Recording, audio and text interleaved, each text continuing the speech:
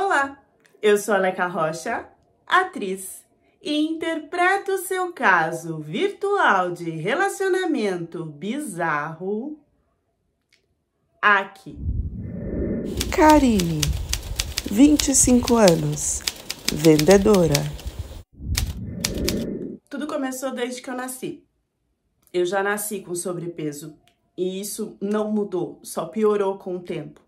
A diferença é que quando eu era menor, eu não entendia o que estava acontecendo, as maldades das pessoas, o que era dito sobre mim.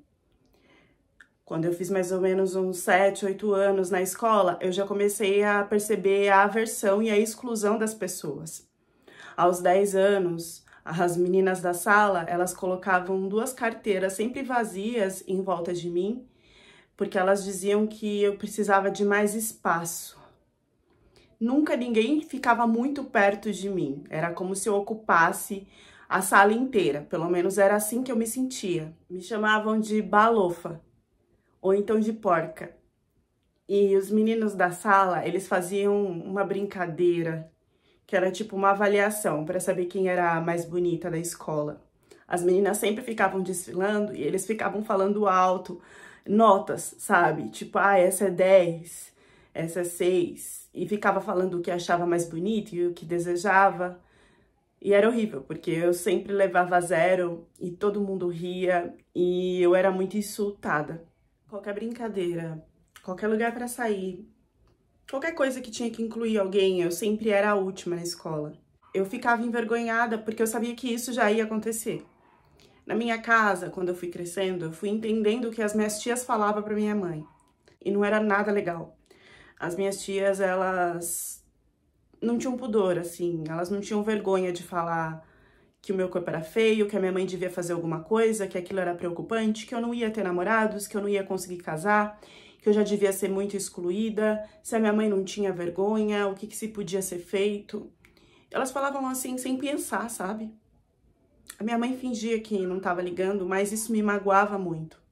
Depois da época, na pré-adolescência, eu não tinha informação sobre autocuidados, né? Tem um tempo até o jovem entender que ele tem que ter a higiene e tal. E no meu caso, o problema era o desodorante.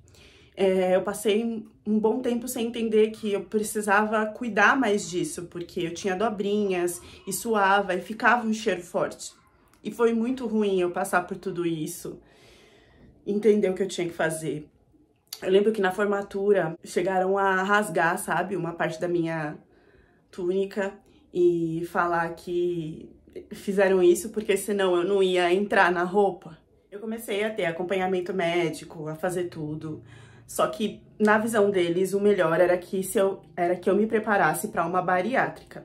E assim eu fiz, com muito medo, com muita frustração. E deu certo, eu sofri muito. Essa foi uma das piores partes da minha vida, mas eu tive auxílio da minha mãe, da minha família, e eu consegui reverter isso muito bem. Só que mesmo depois da bariátrica, da alimentação regrada, de exercícios, eu estava com o corpo de uma mulher normal, formato brasileira, era um pouquinho rechonchuda, mas não que fizesse mal para a saúde. Só que no espelho eu tinha distorção da imagem. Então eu me via uma coisa assim horrível. E eu tive que trabalhar isso também. Eu tô explicando tudo isso para vocês entenderem por que eu cheguei até os meus 25 anos virgem. Eu não tive nenhum tipo de relacionamento, não me aproximei de nenhum homem. Nem beijar alguém eu tinha beijado. E essa coisa com homens passou quando um paquistanês me deu oi no Instagram. Omar, idade, 26 anos, vendedor. Ele se dizia amigo de uma amiga minha que nunca me falou nada de paquistanês. E a gente conversava sobre namorados, sobre ficar, sobre tudo. Ele tinha me falado que ela estava noiva de um paquistanês e que ele era muito amigo dele. E que me viu, me achou bonita em um stories dela, viu algumas vezes, tomou coragem e resolveu dar oi pra mim. Eu achei aquilo muito estranho, porque eu sabia que ela não tava namorando ninguém. Então meio que eu dei uma pausa de conversar com ele e fui perguntar pra ela, que história é essa? Mandei os prints. Ela ficou um pouco sem graça, falou que queria conversar comigo primeiro num café. Ficou enrolando pra marcar esse café, e eu conversando com ele, tentando entender. Quando ela marcou esse café, ela foi lá e confirmou que realmente ela estava conversando com um paquistanês online, que depois ela conheceu ao vivo, que morava no Brasil e que eles já estavam para casar aqui no Brasil e que depois ela iria ainda para casar no Paquistão, porque precisava ter as bênçãos lá da família. Ela disse que tinha tentado abrir isso para algumas pessoas do trabalho e muitas pessoas julgaram ela. A família praticamente queria colocar ela para fora por causa dessa situação, tanto que ela já estava vendo casa com ele para ficar com ele.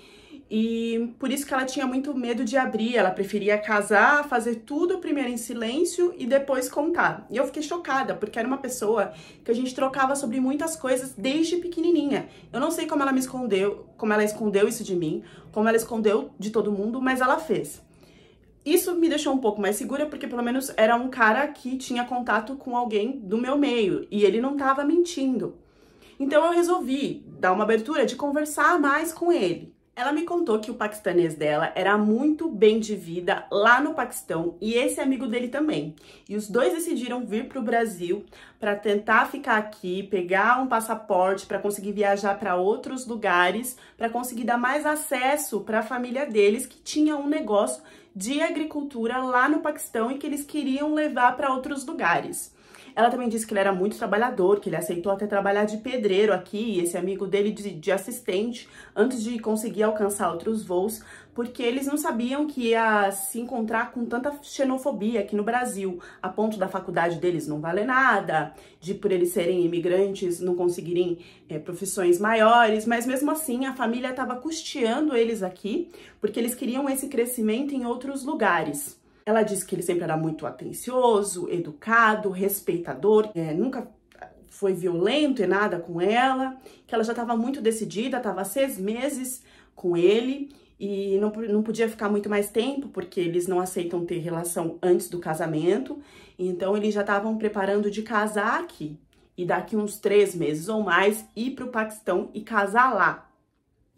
Ele sempre me elogiava muito e isso me dava uma coisa de querer afastar, porque eu nunca recebi nem elogio da minha mãe e do meu pai. E ele, depois de um tempinho de conversa, quis me encontrar. E a minha amiga, tipo, combinava de encontrar de casal, sabe? Só que eu sempre dava pra trás, eu sempre sumia, eu sempre desaparecia. Até que ela fez esse encontro surpresa. Um dia que eu fui na casa dela tomar café, ela já tava fora da casa da mãe e ele tava lá. E aí não deu pra fugir. Eu tinha muito medo dele me encontrar e achar que eu era diferente do vídeo, que eu era gorda, enfim. Depois desse encontro, a gente ficou conversando online e eu ficava negando de encontrar ele. Porque eu senti que teve, né, uma troca de olhares, mas eu não queria nenhum contato, muito mais que ele me tocasse. Eu tinha muito trauma dessas coisas, dele me tocar e achar ruim, enfim. Eu era uma traumatizada sem limites. E ele sempre me dando apoio, eu comecei a abrir a minha história pra ele, contar pra ele que eu nunca tinha feito nada, nem beijado. E eu achei que ele ia rir da minha cara, mas na verdade ele achou isso magnífico, ele achou isso muito raro. Falou que tinha certeza que Deus tinha colocado eu na vida dele, que ele queria alguma coisa mais sério comigo, que a gente já podia começar a tentar algo parecido. As nossas conversas diárias me faziam muito bem, ele me fortalecia muito em várias questões. E aí, depois desses 3 meses, a minha amiga casou aqui no Brasil e eu encontrei ele de novo no casamento. E aí foi lindo, ele pegou na minha mão, só pegava na minha mão e a gente conversava, parecia aqueles casais de 11 anos, assim. Nunca achei que eu fosse encontrar isso em nenhum lugar. E a minha amiga já tava me convidando pra ir com ele pro Paquistão, porque assim, ela ia casar lá, ia ser legal se a gente fosse também. Ela tava vendo, nossa, ela me mostrou tudo online, vestido, decoração, era tudo muito colorido, muito diferente. Parecia, assim, coisa de bastante ouro. Ela tava com ouro que a mãe dele tinha mandado pra ela, lenço, várias coisas. No começo eu achei uma ideia legal, mas depois eu achei um pouco arriscado ir pro Paquistão com um cara que eu nem conhecia, apesar da minha amiga estar junto, aí eu neguei, falei, não, Vai você primeiro, me conta como é, dependendo de como for, depois eu vou. Depois desse casamento, eu peguei mais segurança ainda no Omar. E a gente começou a sair. Mas saía assim, gente, de ir no parque, ir no cinema, fazer piquenique, ia numa livraria e a gente ficava lendo livro e eu ensinando ele a falar mais português.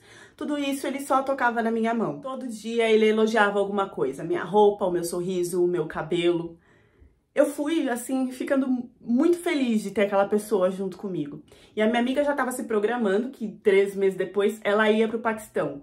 Faltando 1 mês para ela ir para o Paquistão, o Omar me pediu em casamento, eu aceitei. A gente casou acho que uns 3 dias antes dela ir viajar para o Paquistão. Esses dias assim, né, antes que a gente se preparou para casar, ele ficou ainda mais dedicado a mim. Me ajudava com a alimentação, com exercícios. Gente, ele trabalhava às vezes até a noite e mesmo assim, à noite ele ia para fazer exercício comigo, ia para correr, cuidava do tipo de alimentação, ficava preocupado, às vezes me levava comida e mesmo com pouco dinheiro, ele não deixava, gente, eu pagar nada. Ele fazia questão, mesmo que ele recebesse pouco do trabalho ou que a família dele mandasse pouco, ele fazia questão dele pagar, parcelar tudo, tipo. Depois que a gente casou, a lua de mel foi um negócio muito estranho, porque nem eu queria... Gente, eu tava com muita vergonha de mostrar meu corpo. Eu não mostrava pra ninguém, eu olhava no espelho, me achava horrível. Eu juro que eu fiquei aliviada com o que ele falou. Ele falou que ele tinha que abrir também sobre as dores dele. Que ele não tinha falado antes porque ele tava com medo de me perder, mas que também eu poderia cancelar o casamento caso isso fosse um problema. E aí ele me abriu que ele se identificou comigo porque ele também tinha medo, ele também tinha vergonha do corpo dele.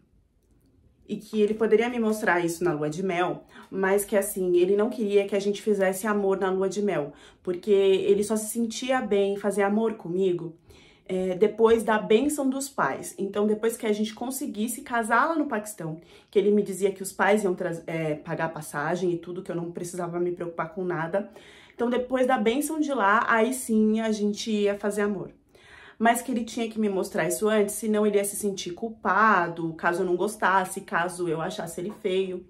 E aí ele me mostrou que, na verdade, era o bing-ling dele, né? Que era o quê, gente? Não era muito grande, era pequeno. E ele tinha problemas com isso desde a infância, diz que o pai falava e ele se achava muito mal por isso. E eu fiquei assustada porque eu realmente não tava me importando com aquilo.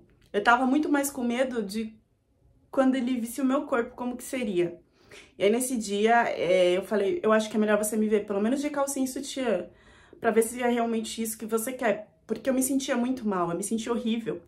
E aí ele me viu de calcinha e sutiã e ele ficou deslumbrado, olhando, me elogiando, que diz que queria tocar cada parte do meu corpo, mas que sabe que se tocasse a gente ia pra uma coisa a mais e que ele queria muito esperar. Disse que me beijaria inteira, que eu era a mulher da vida dele e que ele tava perdidamente apaixonado por mim e que se eu quisesse a gente continuava o casamento. E é óbvio que eu quis continuar, pra mim não importava o tamanho de nada e eu tenho certeza que quando acontecesse a química, que eu não sei nem como é que seria porque eu nunca tinha feito nada, eu tenho certeza que ia dar certo. Os dias do casamento foram passando, as coisas começaram a ficar estranhas, porque aí ele começou a ficar muito mandão. Ele já não queria que eu trabalhasse, que eu saísse na rua, só se fosse com ele. E eu tinha as minhas amigas, eu tinha a minha família. Ele prezava muito esse negócio de visitar a família, almoçar, tal. Só que aí depois ele começou com uma coisa de chamada de vídeo com a família dele. Aí ficava uma briga porque eu não queria aparecer ou ficar muito tempo na chamada de vídeo com a família dele, porque ele ficava 2, 3 horas conversando com a família e ele queria que eu ficasse lá. E eu não entendia nada do que eles estavam falando, eu tinha que ficar traduzindo, tal. Enfim, mas aí eu tinha que ficar porque eu também queria visitar a minha família, senão era assim, né? Se eu não ficava na chamada e depois também ele não queria que eu fosse visitar a minha família. Questão de roupa, ele também começou a pegar no pé. Ficava muito bravo se algum homem olhasse. Eu não via nunca nenhum homem olhar pra mim. E ele ficava numa coisa, ó, aquele cara tá te olhando. Imagina se você não estivesse aqui comigo e não sei o quê. E eu queria fazer minhas coisas, tipo, ir no mercado, comprar pão. Tudo tinha que ser com ele do lado. Era como se eu não tivesse vida quando ele fosse trabalhar ou quando ele não pudesse levantar por alguma coisa. E aí ele começou a exigir coisas estranhas sobre a minha virgindade, do tipo, ele falava que se eu usasse calça, qualquer calça marcava ali, né, meu órgão, e que os homens sempre olhavam ali, mesmo se tivesse folgado ou largo, marcava de alguma forma que os homens olhavam a ponto de querer saber o tamanho, a estrutura, como que era, e que ele não iria conseguir aguentar se entendesse que algum homem estava tentando medir isso em mim. Então que era melhor eu usar só saia longa. Eu era virgem, mas eu me E uma vez eu fiz, lógico que escondido, né? E ele entrou no quarto e pegou. Eu conversando com uma amiga minha, ela disse que qualquer homem ia ficar super animado com isso, ou ia querer ver mais, ou ia entrar lá no meio da brincadeira, né? Mas ele não. E quando ele se assustou, eu achei que era porque ele tinha visto alguma parte do meu corpo que ele não tinha gostado, ou tinha achado nojento, eu já tava pronta ali pra ouvir coisas horríveis. E não, ele começou a falar coisas muito estranhas, que eu pensei que era da cultura, que era da religião. Eu achei que a gente podia conversar sobre isso e chegar no meio termo, mas ele começou a falar que mulheres cricimas, elas na verdade estão estimulando ali, e que ali é perto do canal do xixi, que isso ia dar problema para fazer xixi depois, porque ia ser muito usado, como se desgastasse, e que eu estimulando aquilo, eu ia ter muita vontade de fazer amor e ia procurar outros homens, porque o homem tem um certo limite de fazer, e quando a mulher fica desejando assim, fica estimulando, ela acaba tendo mais vontade, o homem não consegue suprir, e aí acaba virando prostituta ou outras coisas, ou até traindo, porque vai atrás de outros homens. Gente, eram uns pensamentos que eu não conseguia assimilar.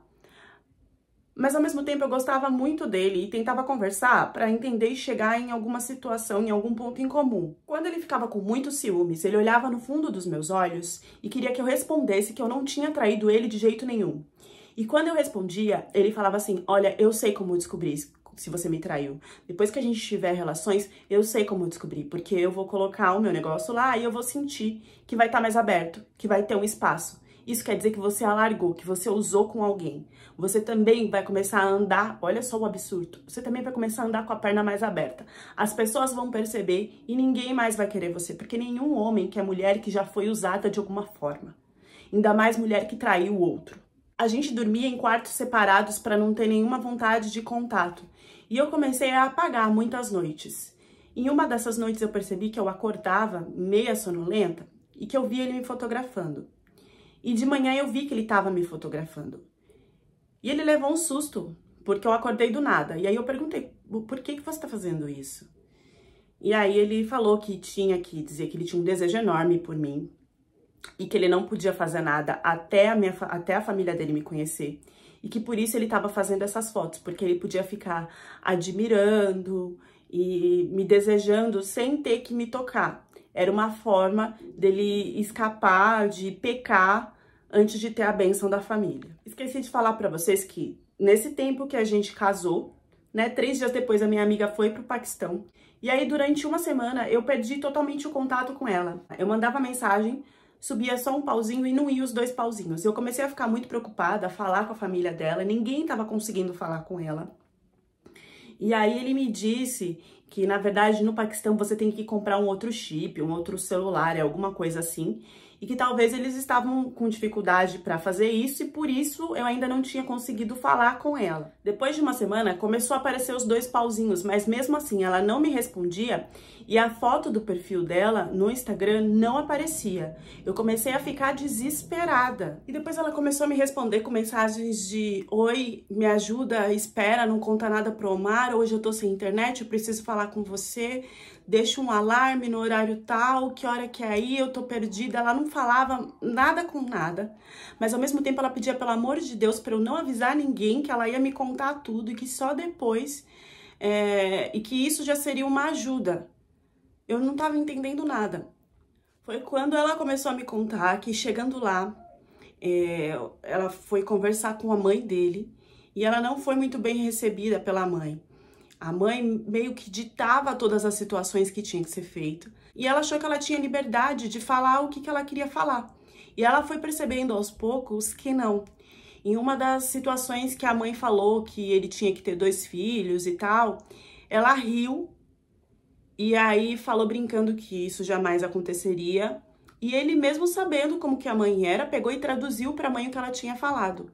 E disse que nessa hora a mãe foi para cima dela, foi pra cima dela pra deixar ela como se fosse de castigo por ela ter debatido qualquer coisa que ela tivesse falado.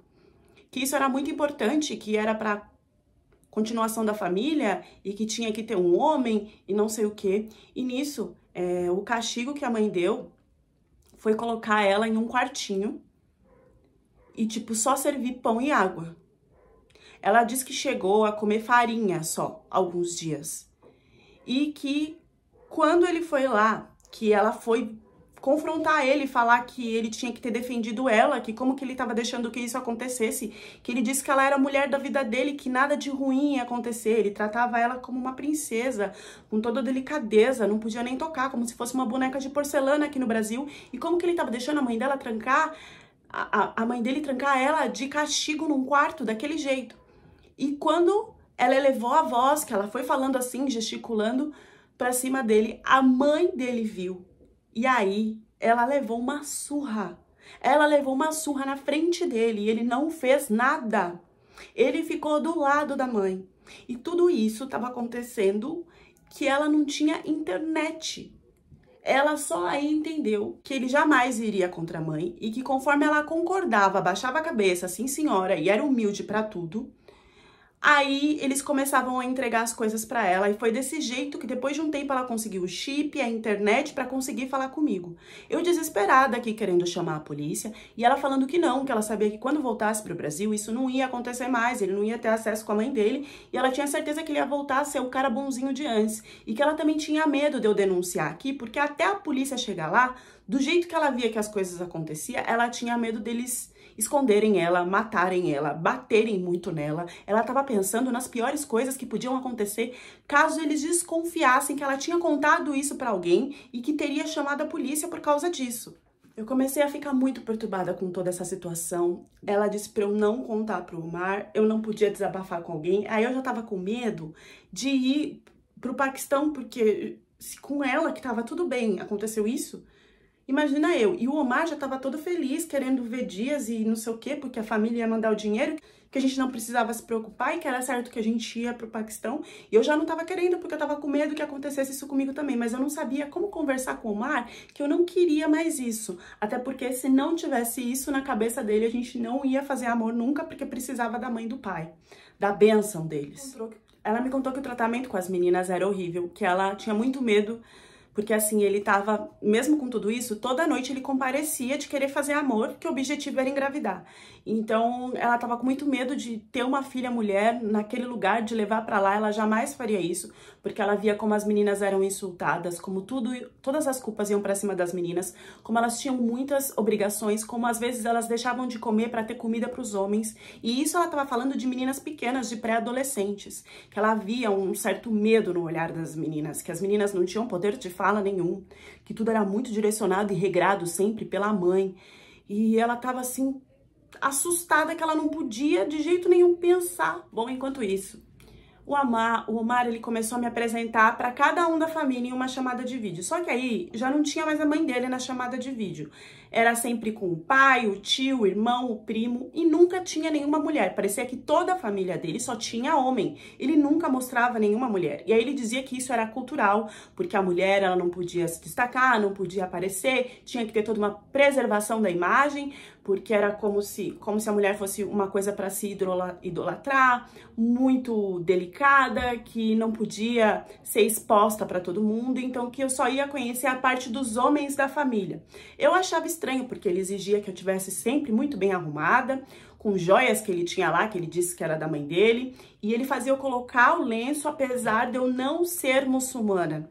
Ele dizia que não importava, porque eles não iam entender, eles eram muito cabeça dura, então essa mentirinha ia ter que passar até para não ter nenhum conflito. Como eu já tinha escutado que a outra tinha, o que a minha amiga tinha contado que tinha acontecido com ela, então eu topei entrar na dele de fazer tudo que tinha que fazer para que a família dele me visse de uma forma boa e que não acontecesse nada de ruim.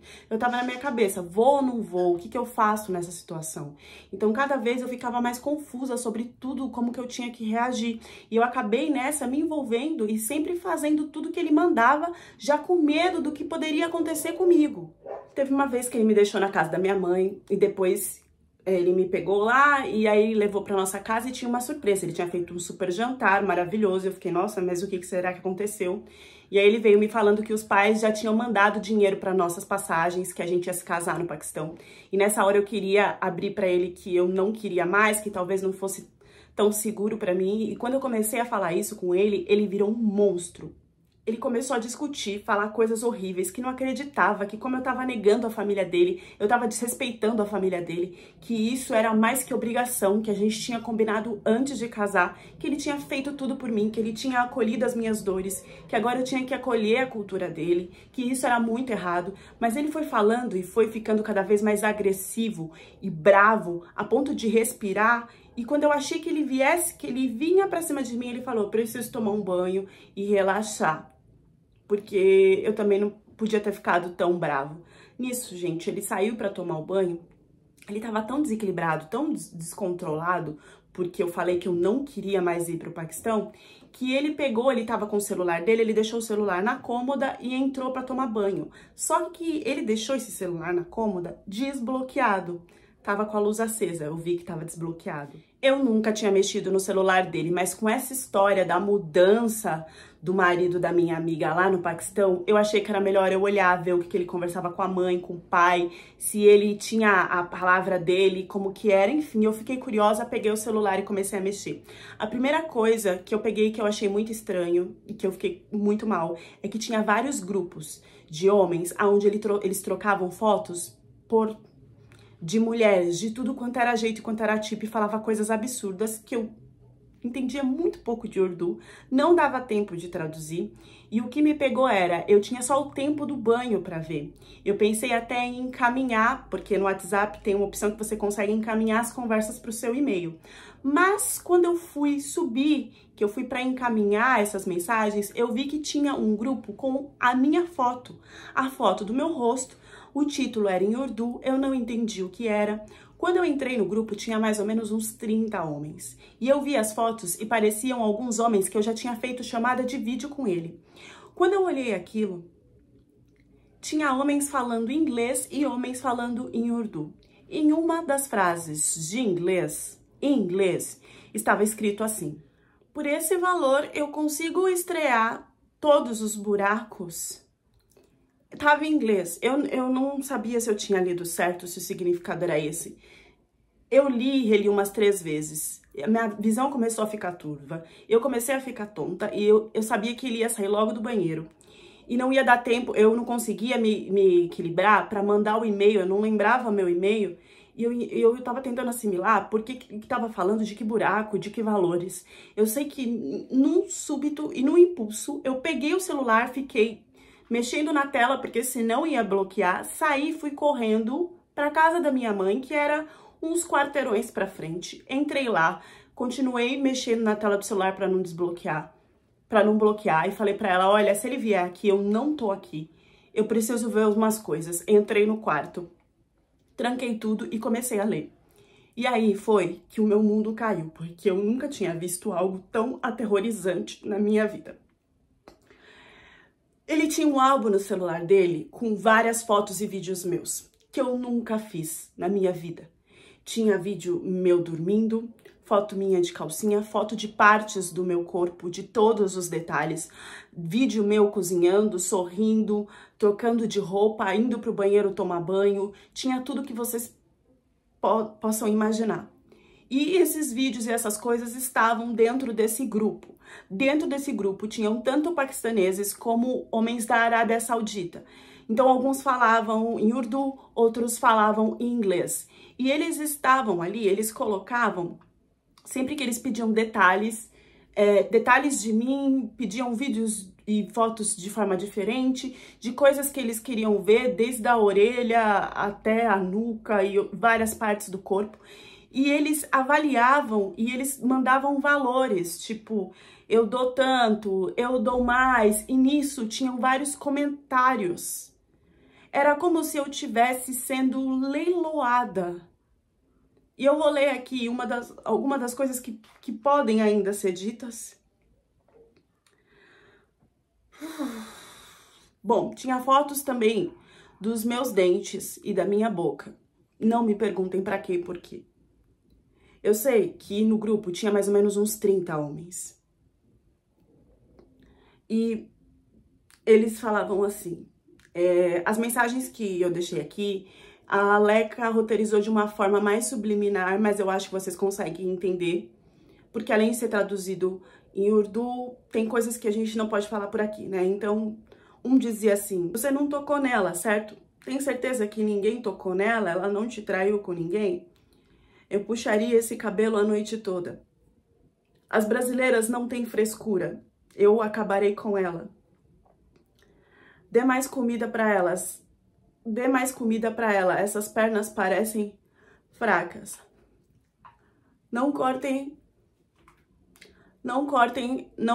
as pontas do cabelo dela. Deixe ficar o maior possível. Deixe ela aqui por metade do valor, volta para pegar a cidadania no Brasil, eu cuido dela e de acordo com a performance dela eu te pago o resto, pode ser? Ela nunca beijou? Eu tenho algum desconto pelas pernas tortas? Fecho por um mês e te devolvo para você vender para outro.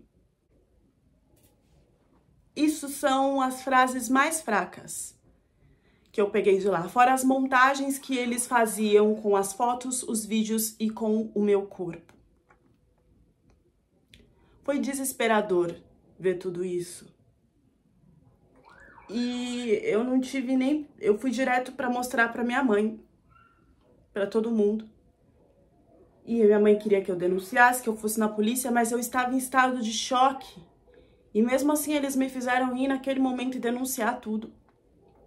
E de lá já me levaram pra casa pra pegar ele.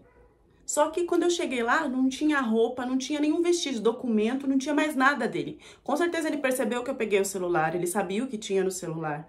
Eu sei que assim, ele desapareceu do mapa. Não tinha mais como encontrar ele em lugar nenhum. A partir daí eu nunca mais voltei naquela casa. Os meus traumas me levaram a crises horríveis, de pânico, de ansiedade, de distorção de imagem, eu não sei, eu fiquei muito tempo que eu não conseguia nem montar uma frase. Tinha um aluguel da casa, eu não queria ficar naquela casa, eu deixei pro meu pai, pra minha mãe resolver, porque tinha contrato. Eu não conseguia resolver nada dessa casa, eu só não queria mais chegar lá, tive que mudar, minha mãe e eu mudamos, a gente teve que correr atrás de ir para um outro lugar com medo desse cara aparecer de novo e da polícia não dar conta. O divórcio, eu entrei no litígio, entrei de uma forma lá porque eu não tinha a parte dele. E tudo foi muito demorado. Eu sei que eu contei isso pra minha amiga, ela não acreditou. E além dela não acreditar, ela disse que o marido dela achava melhor que eu não conversasse mais com ela.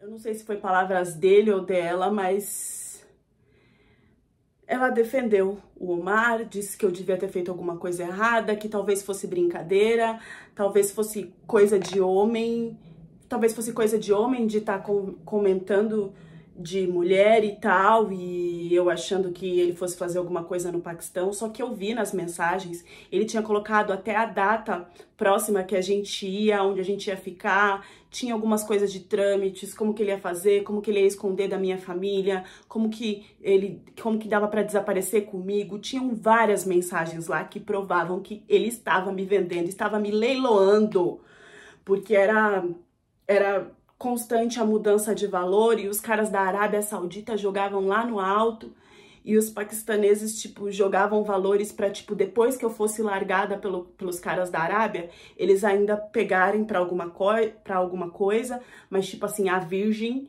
era pros caras da Arábia Saudita. E depois eles ainda iam fazer esse revezamento. Enfim, eu li tudo, eu não sou louca, aquilo não era nenhum tipo de brincadeira. E foi muito triste ouvir isso da minha amiga e saber que ela iria sofrer coisa muito pior. Ela achando que quando ela voltasse pro Brasil tudo ia ficar muito bom entre ela e o marido dela. E eu tenho certeza que, apesar de eu ter perdido contato com ela, que ela deve estar passando coisas horríveis agora. Então eu peço aqui, por favor, meninas, tomem cuidado com esse tipo de estrangeiro. Tomem cuidado com o estrangeiro, tomem cuidado com o homem e, por favor, Eu não sei muito bem o que falar, eu só peço que... Eu só quero a minha dignidade de volta, e eu não tenho a minha dignidade desde que eu nasci. Desde que eu nasci eu me sinto excluída, eu me sinto usada. E agora eu me sinto assim um objeto nojento, do qual ia ser só, sabe, como eles falavam lá, era só pra furar, era só pra sentir lá o que eles queriam e jogar, esvaziar, né, tudo que eles queriam. É isso. Eu sinto muito, gente, eu não consigo falar mais, eu não sei se a história ficou confusa, mas é o que eu consegui contar dentro de surtos, espasmos. A Laika sabe o tempo que eu demorei pra escrever tudo isso, e foi de coração. O meu objetivo é que vocês fiquem alerta. Não achem que pensamentos loucos do tipo que esse cara falou sobre a virgindade, sobre ela fazer xixi, sobre isso aqui. Não pensem que isso nunca é cultural ou da religião, gente. Não é, pelo amor de Deus. Isso é da pessoa.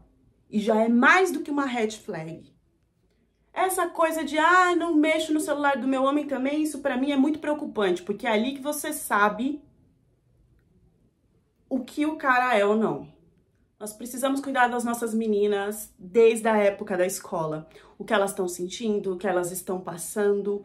Tem que conversar assim, como que é a questão de namoradinho, da parte se estão falando de alguma coisa sexual ou não na sala. Tem que se perguntar tudo.